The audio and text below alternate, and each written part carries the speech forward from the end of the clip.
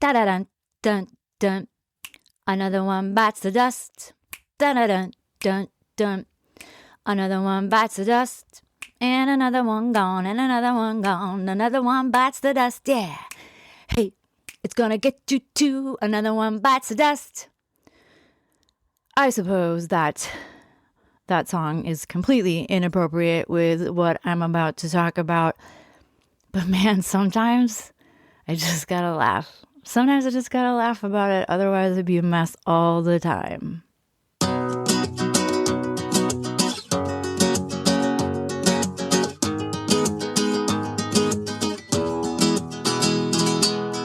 Hello and welcome to Heal and Grow with Nikki. I'm your host, Nikki Kreminga Hill. Here we explore anything and everything that might support us on the journey to mental wellness.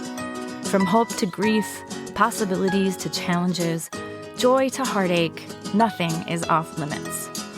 Let's reflect on our lives and discover ways to heal and grow together. I'm so glad you're here with me. Hello, lovely humans. It's nice to be with you again. Before we get going on today's episode, I just want to give a shout out to Leslie for buying me a coffee and for Julianne for buying me some art supplies off of my Amazon wish list. Thank you so much, ladies. I really, really appreciate it. And if you, dear listener, would like to contribute, there's a whole bunch of links in the show notes. You can go down there, click around, and see where you might want to give. Thanks for considering. Okay, kids. Well, my dad died. A month ago today, actually. I'm recording this podcast on November 10th, and my dad passed on October 10th. And if you've been following this podcast at all, or know me personally, you know that my dad has been in and out of poor health for 2.5 years. He was on hospice for 1 year. He's been living in long-term care for 2.5 years. So he has not been well. And we absolutely expected him to pass in February of 2023 when he was first admitted into long-term care. But he rallied and we got 2.5 great years from him. And then he just quickly died. It was just so fast.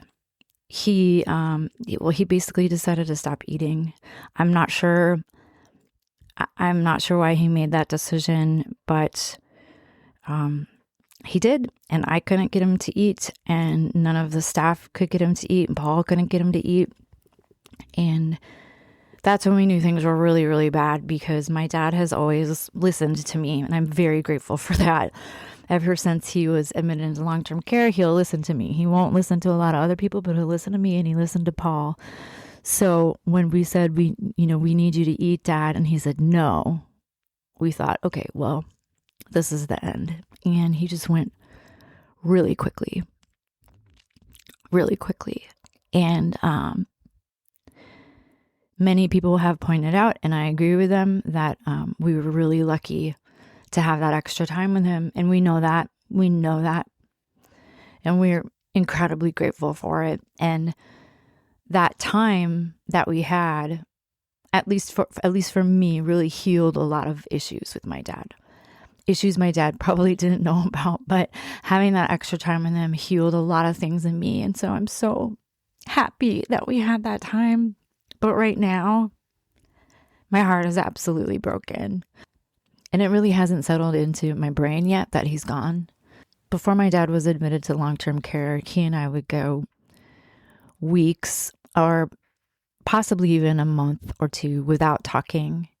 And so this just feels like, I'll just call him up tomorrow and see if he wants to go for dinner. Or, I'll just stop by his place tomorrow on my way to go do so-and-so. And it's just been really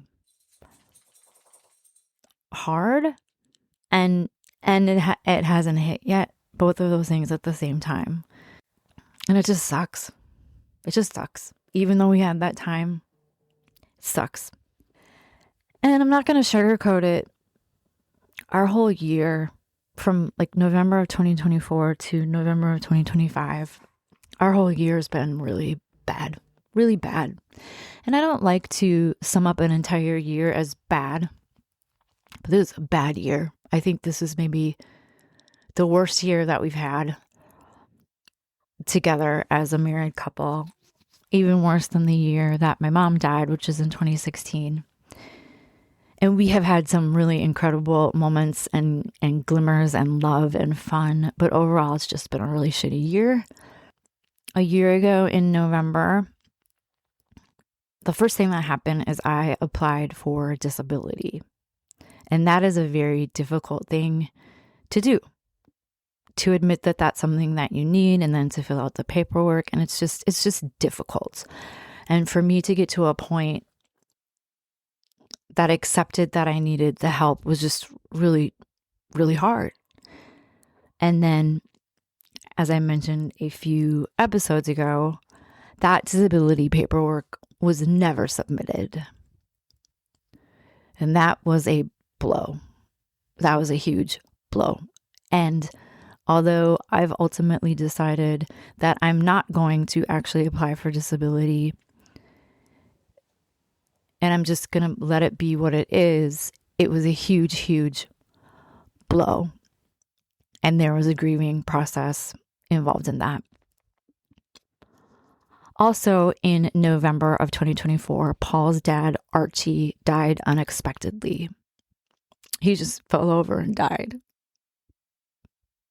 And that was on November 27th. And I still haven't really processed any of it because I've been concerned about Paul and not myself, which is okay. That's what you do when you're a spouse. But because I've been so concerned about him, I haven't processed the death for myself. Paul and I also lost our dear grandmothers within 1 week of each other in June.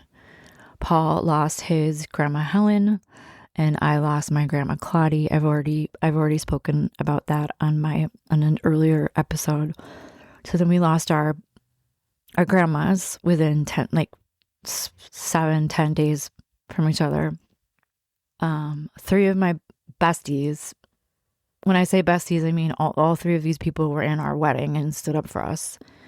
3 of my besties lost their remaining parent. 1 in January, 1 in, June, I think. And then my very best friend, Christine, who you have heard from previously, her dad died pretty unexpectedly and pretty quickly, 1 week after my dad died. And man, it's just awful. It's just awful. And my heart hurts for all of those people. And especially Chris, because like me, she is an only child. And I know things that can get really messy during death and siblings. I know they can, and I'm really glad I don't have to deal with that. For sure, I'm glad I don't have to deal with that. But it's really, really hard to do this as an only child, even though both Chris and I have incredible partners to help us out. It's incredibly difficult. I have had bad luck with work, with employment this year. There have been 2 jobs that I have quit. And even though I feel guilt and shame around quitting those jobs, I 100% had to do that in the moment for my own health and sanity. So I feel awful about that, even though I had to take care of myself, and I still haven't figured out how to not feel awful about it. And I just had, within the past month, 3 jobs in a row that I've applied for or auditioned for or interviewed for. 3 jobs in a row that I didn't get. And I'm not someone who feels like the world is out to get me. Like I feel like the universe has my back, says Gabby Bernstein. So I'm not taking these losses personally, but I guess Snowball is. Can you hear Snowball screaming? Maybe I should pause recording for a second until she figures her shit out. Be right back. Hey everyone, if you enjoy my work and you would like to support me, there are so many ways in which to do so.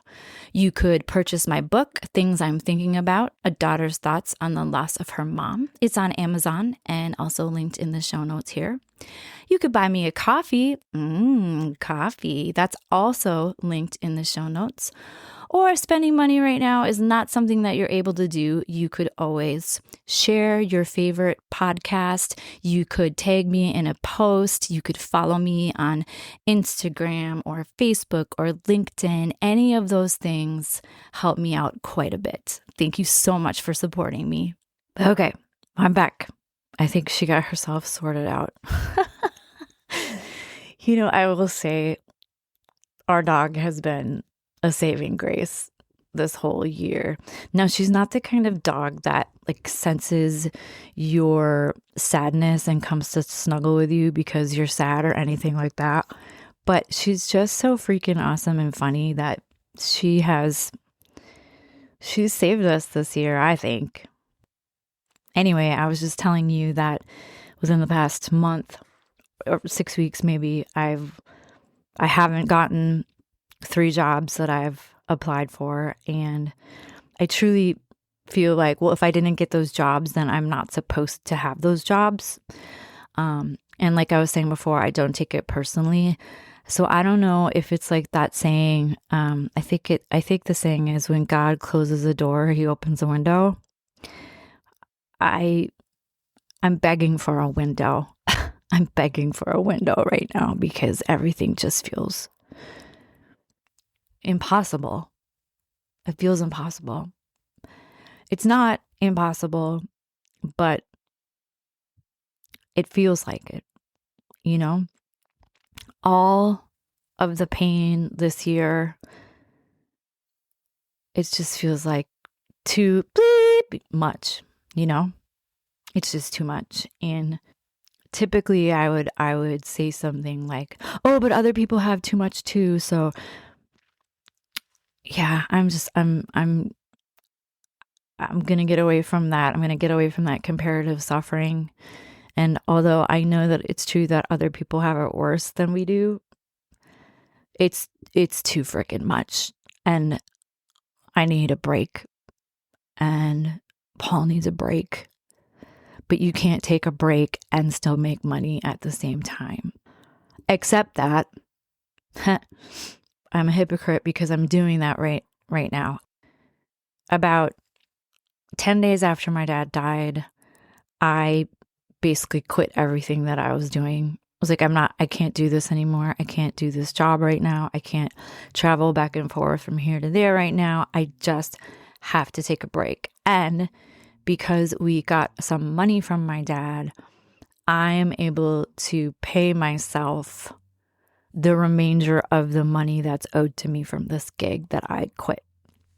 And I know that I'm super duper fortunate to be able to do that. And I need to find a job real soon. I'm looking for a part-time job. So, that's what's going on here. And I hope and pray that things lighten up soon. I know they will. This isn't the first time that things have been really, really hard. It is the first time I've been in a situation where I feel like literally everyone I love is dead, which is obviously not true. But if my mom's dead and my dad's dead, I start to get very worried about Paul. I have anxiety about him leaving the house. And I know that my thoughts there are irrational.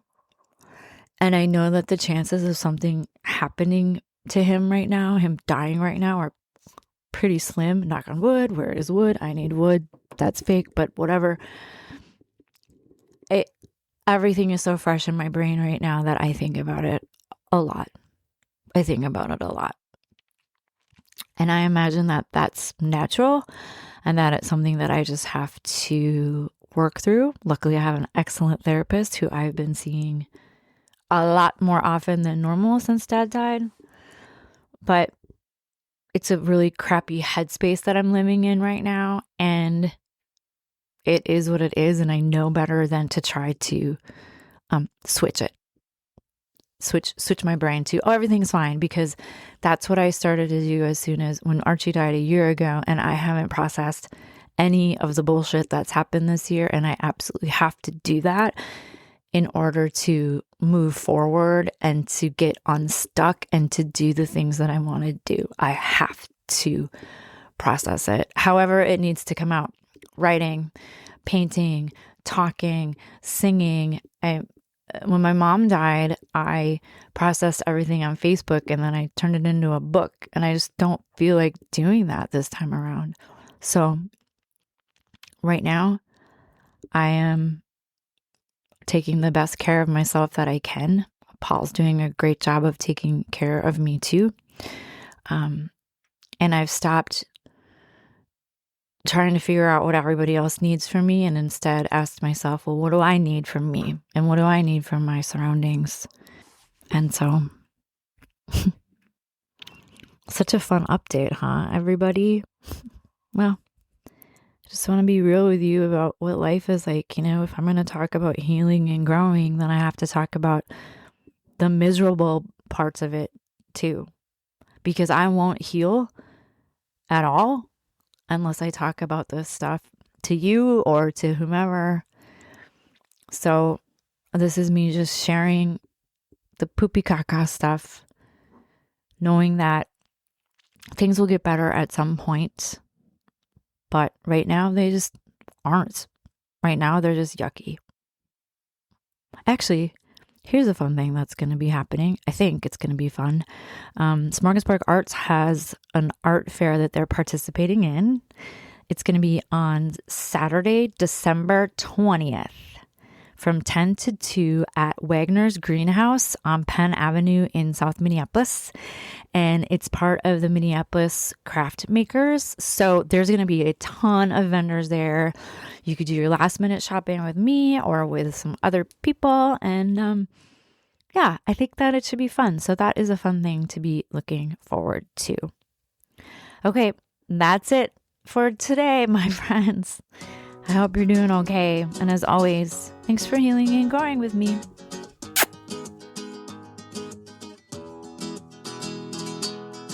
This podcast is for informational purposes only and should not be considered legal, health, or professional advice.